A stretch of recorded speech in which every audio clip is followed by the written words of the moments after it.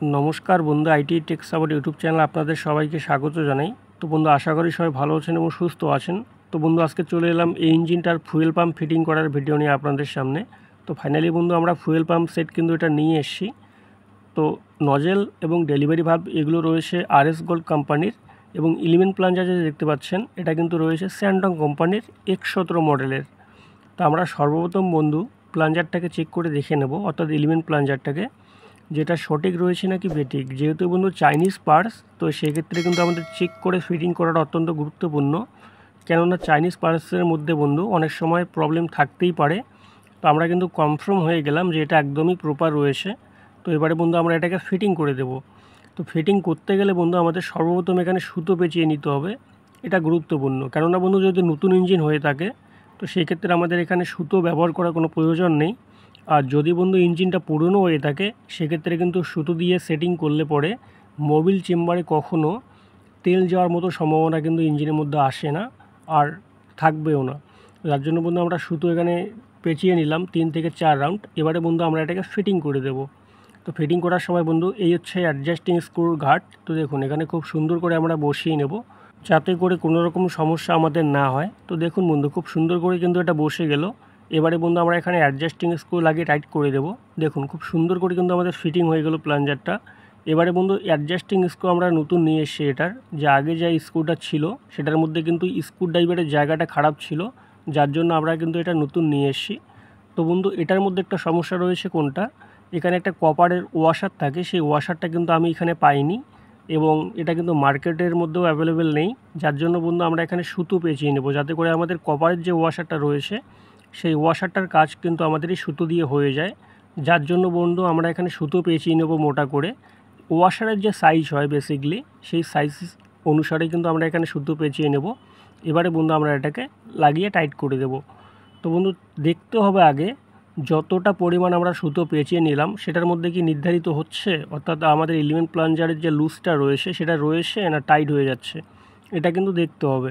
যদি বন্ধু টাইট হয়ে যায় সেক্ষেত্রে কিন্তু আপনি দেখবেন যে ইঞ্জিনের মধ্যে মিসফায়ার আর সমস্যা আসবে হচ্ছে কোনটা, যতই আপনি সুতো পেঁচান না কেন এলিমেন্ট প্লাঞ্জারের মধ্যে মোবিল চেম্বারে কিন্তু তেল 100% যাবেই। তা আমরা বন্ধু দেখুন টাইট করে নিলাম, এখনও কিন্তু লুজ রয়েছে। এবারে আমরা ফুল টাইট করিয়ে দেব, তারপরে দেখব যে প্লেটা রয়েছে কি না। তো ফাইনালি বন্ধু আমরা ফুল টাইট করিয়ে দিলাম। এখন দেখুন বন্ধু প্লাঞ্জারটা কিন্তু আর কোনো রকম ঢুলছে না। তো বন্ধু আমরা এবারে এটাকে খুলে নেব আবারও, কেননা বন্ধু সুতো যে পেঁচানোটা রয়েছে আমাদের কিন্তু কম হয়ে গিয়েছে, যার জন্য আমরা এখানে আবারও সুতো পেঁচিয়ে নেব যাতে করে আমাদের প্লাঞ্জারটা প্রপারভাবে ফিটিং হয়ে যায়। তো দেখুন আমাদের কিন্তু এখানে আরও সুতো পেঁচিয়ে নিতে হবে। তো অনেকেই বন্ধু এই জায়গাগুলো কিন্তু ফলো করেন না। আর একটা ইঞ্জিনের মধ্যে বন্ধু গুরুত্বপূর্ণ পার্ট হচ্ছে আমাদের এলিমেন্ট প্লাঞ্জার।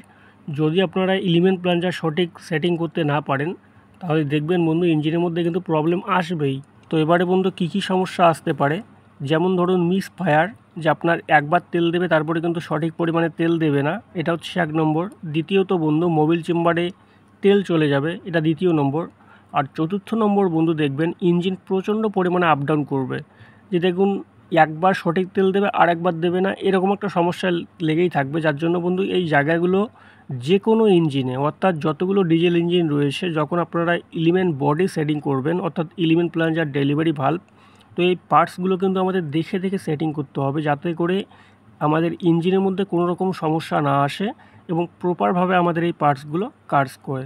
তো ফাইনালি বন্ধু আমরা ফিটিং করলাম, দেখুন একটু সুতো দিয়ে ফিটিং করলাম, এখন কিন্তু প্রপার এটা ফিটিং হয়ে গিয়েছে। তো আমরা বন্ধু এখানে হালকা তেল দিয়ে নেব যাতে করে কোনো রকম কাচরা আমাদের প্লাঞ্জারের মধ্যে না থাকে এবং ডেলিভারি ভালভ প্রপার সেটিং হয়ে যায়। তো আমরা বন্ধু ডেলিভারি ভালভ এটা সেটিং করব, এটা কিন্তু আরএস গোল্ড কোম্পানির রয়েছে। তো আপনারা চাইলে এখানে অন্য ব্র্যান্ডও ব্যবহার করতে পারেন, এটার থেকে কোনো ব্যাপার নেই। যদি চান স্যান্ডং কোম্পানি সেটাও ব্যবহার করতে পারেন, আবার যদি এক্সজেট ব্যবহার করতে চান সেটাও করতে পারেন। তো এবারে বন্ধু আমরা ডেলিভারি ভালভের যে ওয়াশারটা রয়েছে সেটাকেও বসিয়ে দিলাম। এবার নেক্সটে বন্ধু আমরা এখানে স্প্রিং বসিয়ে দেবো খুব সুন্দর করে। এরপরে বন্ধু আমরা কানেক্টার লাগিয়ে দেবো, অর্থাৎ ডেলিভারি হোল্ডার লাগিয়ে কিন্তু এটাকে সম্পূর্ণ টাইট করে দেব। তো হাতের মধ্যে যতটুকু বন্ধু টাইট করা যায় আমরা হাত দিয়ে করিয়ে নেব, তারপরে রেঞ্চ দিয়ে হালকা টাইট করে দেব, তারপরে বোর্ডের মধ্যে লাগিয়ে কিন্তু এটাকে সম্পূর্ণ টাইট করিয়ে দেব। আবার বন্ধু এই জায়গায় অনেকেই দেখবেন যে হেভি টাইট করে দেয়, যে প্রচণ্ড পরিমাণে টাইট করে দেয়, সেক্ষেত্রেও কিন্তু সমস্যা আসতে পারে। দেখবেন যে আপনাদের মোবিল চেম্বারের মধ্যে তেল চলে যায়। তো এটাও একটা সমস্যা, এখানে কিন্তু হিসেবে টাইট করতে হবে। তো এবারে বন্ধু ফাইনালি আমাদের সেটিংটা হয়ে গেল পেছনের দিকে। তো এবারে আমরা কন্ট্রোলার র্যাকটাকে লাগিয়ে দিলাম। এবারে বন্ধু দেখুন এটা কিন্তু প্রপার কাজ করছে। আবার অনেক ইঞ্জিনের ক্ষেত্রে কিন্তু টাইট হয়ে যায়, তো সেই ক্ষেত্রে কিন্তু আমাদের হালকা করে সিরিজ পেপার মেরে এটাকে সঠিক করতে হয়। এবারে বন্ধু আমরা কন্ট্রোলার গিয়ারটাকে বসিয়ে দিলাম। দেখুন একদমই কিন্তু প্রপারভাবে এটা বসে গেল। এবার নেক্সটে বন্ধু আমাদের স্প্রিংয়ের ওয়াশারটাকে বসিয়ে দেবো খুব সুন্দর করে। দেখুন বসে গেল। এবারে বন্ধু স্প্রিং আমরা বসিয়ে দেবো। তো স্প্রিংটা একদমই প্রপার রয়েছে এবং কোম্পানি সেটের স্প্রিং রয়েছে। তো এবারে নেক্সটে বন্ধু আমরা বসিয়ে দেবো এলিমেন্টের পিন। তো এলিমেন্টের পিনটা যে রয়েছে এটা কিন্তু অ্যাডজাস্টিং স্ক্রুর দিকে আমাদের কাটটা রাখতে হবে। আপনারা চাইলে উল্টো দিকেও রাখতে পারেন। তো সব থেকে বন্ধু অত্যন্ত ইজি সেটিং সেটা হচ্ছে অ্যাডজাস্টিং স্ক্রুর দিকে। এটা যে কেউ করতে পারবে, আপনারা যেভাবে সেটিং করতে চান সেভাবেই করতে পারবেন। আর আপনারা যদি বন্ধু ইনসাইড দিয়ে দেন, তো এই বিষয় নিয়ে আমি বারবার বলেছি ভিডিওর মধ্যে, তো সেক্ষেত্রে কিন্তু একটু টাফ হয়। তো বিশেষ করে যারা বন্ধু নতুন মেকানিক রয়েছেন আপনারা অ্যাডজাস্টিং স্ক্রুর দিক দিয়ে সেটিং করবেন, এতে করে কিন্তু খুব সহজেই আপনারা ফিটিংটা করতে পারবেন। আর যদি বন্ধু আপনি একজন পুরাতন মেকানিক হন, তো সেক্ষেত্রে বন্ধু আপনি কিন্তু ইনসাইড দিয়েও ফিটিং করতে পারবেন, কোনো রকম সমস্যা নেই। তো এবারে ফাইনালি বন্ধু আমরা রোলারটাকে বসিয়ে দেবো। তো দেখুন রোলারটাকে বসাতে গেলে বন্ধু আমাদের এখানে খুব সুন্দর করে চেপে ধরতে হবে, অর্থাৎ প্রেস করে কিন্তু বসিয়ে নিতে হবে। তারপরে কিন্তু আমাদের লকিং স্ক্রুটাকে বসিয়ে নিতে হবে। তো ফাইনালি বন্ধু আমরা লকিং স্ক্রু বসিয়ে নিলাম, একদম ঘাটের মধ্যে বসে গিয়েছে। এবারে বন্ধু এই সার্ক্লিপটা আমরা বসিয়ে দেব। তো সার্ক্লিপটার কাজ হচ্ছে বন্ধু যাতে করে আমাদের লকিং স্ক্রুটা বেরিয়ে না আসে, সেই জন্য সার্ক্লিপ ব্যবহার করা হয় এই জায়গার মধ্যে। তো ফাইনালি বন্ধু আমাদের এলিমেন্ট বডি ফিটিং করা কিন্তু একদমই প্রপারভাবে হয়ে গেল। দেখুন একদমই কিন্তু প্রপার ফিটিং হয়ে গেল।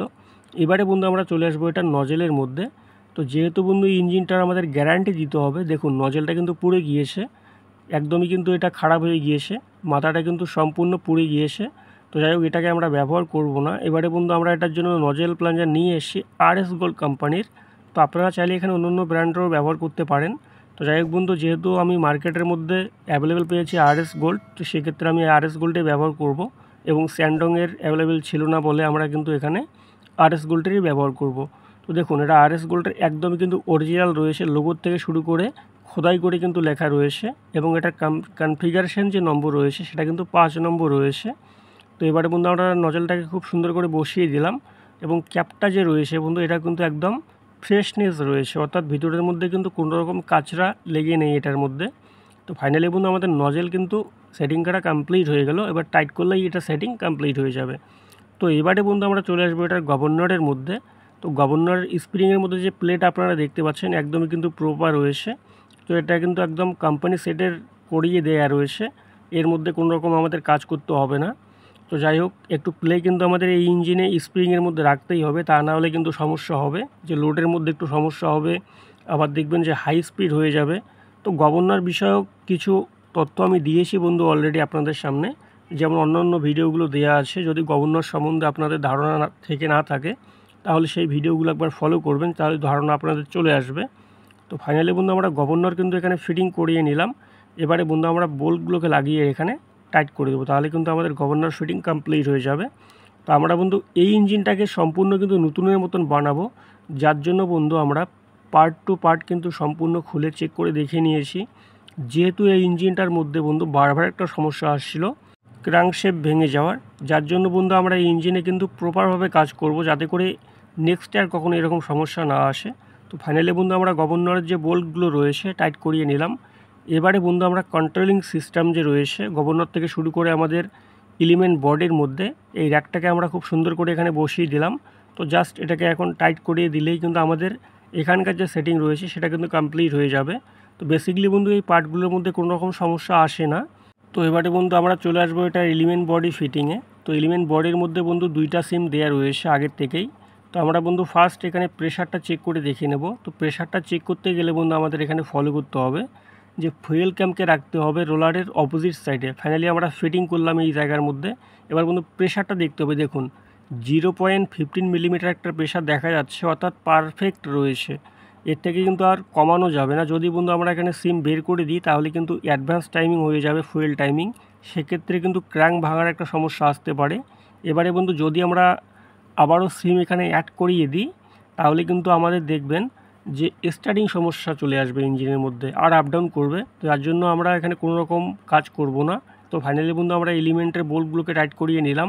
এবার গভর্নর যে র্যাকটা আপনারা দেখতে পাচ্ছেন একদমই কিন্তু প্রপার রয়েছে, অর্থাৎ আমাদের কিন্তু নতুন করে এখানে কোনো রকম অ্যাডজাস্টমেন্ট করতে হবে না, একদমই কিন্তু প্রপার রয়েছে। হয়তো এগুলো কোনো কোম্পানি সেটেরই রয়েছে। তো এবারে বন্ধু আমরা ফটাফট করে এই কভারটাকে লাগিয়ে দেবো।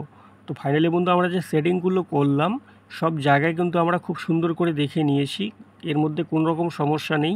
এলিমেন্ট বডি ফিটিং করলাম, গভর্নর র্যাক চেক ইন করলাম, এগুলোর মধ্যে কিন্তু কোনো রকম সমস্যা নেই। এবারে বন্ধু আমরা কভারটাকে ফটাফট করে লাগিয়ে দেবো। তো ফাইনালি বন্ধু আমরা কভারটাকে লাগিয়ে দিয়েছি, অর্থাৎ কভারের বোল্টগুলোকে টাইট করে নিয়েছি। এবারে বন্ধু আমরা এটার তেলের যে সাপ্লাই রয়েছে সেটা দিয়ে দিয়েছি। তারপরে তেলটা কিন্তু চেক করে দেখে নিয়েছি যে প্রপারভাবে কিন্তু তেল দিচ্ছে। এরপরে বন্ধু আমরা নজেলের যে প্রেশারটা রয়েছে এটা কিন্তু বাইরেই আমরা ফিটিং করব, যাতে করে বন্ধু আমাদের ইঞ্জিন স্টার্ট করার পরে আর অ্যাডজাস্টমেন্ট করতে না হয়। এবারে বন্ধু আমাদের হাই প্রেশারের মধ্যে সর্বপ্রথম তেলটাকে উঠিয়ে নিতে হবে। তো যার জন্য বন্ধু একটু ঘুরিয়ে নিতে হবে। দেখুন এই যে তেল কিন্তু চলে আসলো। এবারে বন্ধু আমরা নজেল বডিটাকে এখানে ফিটিং করব। ফিটিং করে বন্ধু নজেলের যে অ্যাডজাস্টমেন্ট রয়েছে সেটাকে আমরা কমপ্লিট করব। তো যাই হোক বন্ধু, এটা কিন্তু একদম ইজি স্টেপ। এখানে হালকা একটা স্টেপ রয়েছে, সেটা ফলো করলে কিন্তু আপনারা খুব সহজেই বাইরের থেকেই আপনারা ইঞ্জিনের অ্যাডজাস্টমেন্ট করতে পারবেন। তো যাই হোক বন্ধু, আমরা এবার নজেলটাকে অ্যাডজাস্টমেন্ট করব। সাউন্ডটা একবার শুনুন যে কী করে অ্যাডজাস্টমেন্ট করি।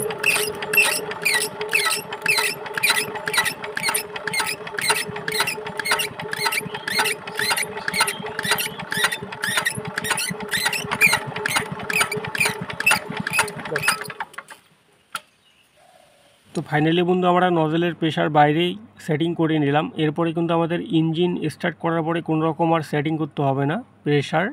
তো এবারে বন্ধু আমরা হালকা এখানে কার্বন লেগে রয়েছে ভিতরে, সেই কার্বনটাকে আগে বাইরে বের করে নেব। তা না হলে কিন্তু বন্ধু নজেল বডি সঠিক বসবে না, এবং দেখবেন যে ইঞ্জিন স্টার্ট হওয়ার পরে কিন্তু নজেলের পাশ দিয়ে ফুসফুস করে হাওয়া বেরোবে এবং প্রচণ্ড পরিমাণে কিন্তু হেড গরম হবে। যার জন্য কোনো রকম কিন্তু এই জায়গার মধ্যে কাচরা রাখা যাবে না, তা না হলে কিন্তু সমস্যা বন্ধু আসতে পারে। তো এই জায়গাগুলো দেখা কিন্তু বন্ধু অত্যন্ত গুরুত্বপূর্ণ। তো ফাইনালি বন্ধু আমরা পরিষ্কার করে নিলাম। এবারে বন্ধু আমরা হাই প্রেশারটাকে খুলে এই নজেলটাকে লাগিয়ে দেবো খুব সুন্দর করে, অর্থাৎ নজেল বোর্ডের যে কানেকশান রয়েছে সেটাকে লাগিয়ে দিয়ে তারপরে নজেল বোর্ডের যে বোল্টগুলো রয়েছে লাগিয়ে দেবো। তো অ্যাকচুয়ালি বন্ধু একটা ইঞ্জিন যখন আপনারা রিপেয়ার করবেন যে কী থেকে কী সমস্যা আসছে এই জায়গাগুলো দেখে কিন্তু আমাদের ইঞ্জিনটাকে ফিটিং করতে হবে। তো আমরা বন্ধু এই ইঞ্জিনটাকে যেভাবে কাজ করলাম, তো এই ইঞ্জিনটা বন্ধু বিশেষ করে 1000 ঘন্টা বন্ধু চলতে বাধ্য। 1000 ঘন্টার মধ্যে কিন্তু কোনো রকম সমস্যা না আসে যদি বন্ধু তেল, মোবিল এবং জল ইঞ্জিনের মধ্যে সঠিক থাকে। আর যদি বন্ধু এর মধ্যে কোনো গড়বড় করে ফেলে তাহলে কিন্তু সমস্যা আসতে পারে। যেমন ধরুন বন্ধু এটা কিন্তু ওয়াটার কুলিং ইঞ্জিন, তো চলার সময় যদি বন্ধু ট্যাঙ্কের মধ্যে জল না থাকে, অর্থাৎ লাইনার পিস্টনের মধ্যে যদি বন্ধু জল না পৌঁছয় তো কুলিং সিস্টেম খারাপ হয়ে যাবে। এরপরে কী হবে সমস্যা, গ্যাসকিট কেটে যাবে। তারপরে হয়তো দেখা গেল গ্যাসকিট যদি হেভি ডিউটি থাকে তাহলে আপনার আরেক সমস্যা আসবে, দেখবেন যে প্রচণ্ড পরিমাণে বন্ধু গরম হয়ে গিয়ে মোবিল কাজ করবে না, সেই সময় কিন্তু সিয়ার বেয়ারিং পড়ে যাবে, এমনকি লাইনার পিস্টন পর্যন্ত সিরিজ হয়ে যেতে পারে। তো ফাইনালি বন্ধু আমাদের ইঞ্জিনের ফিটিং কমপ্লিট হয়ে গেল। ইঞ্জিনটা এবার স্টার্ট করবো, সাউন্ডটা একবার শুনুন। তো আজকে এই পর্যন্তই বন্ধু, ধন্যবাদ। সবাই ভালো থাকবেন, সুস্থ থাকবেন, দেখা হচ্ছে আবার অন্য ভিডিওতে।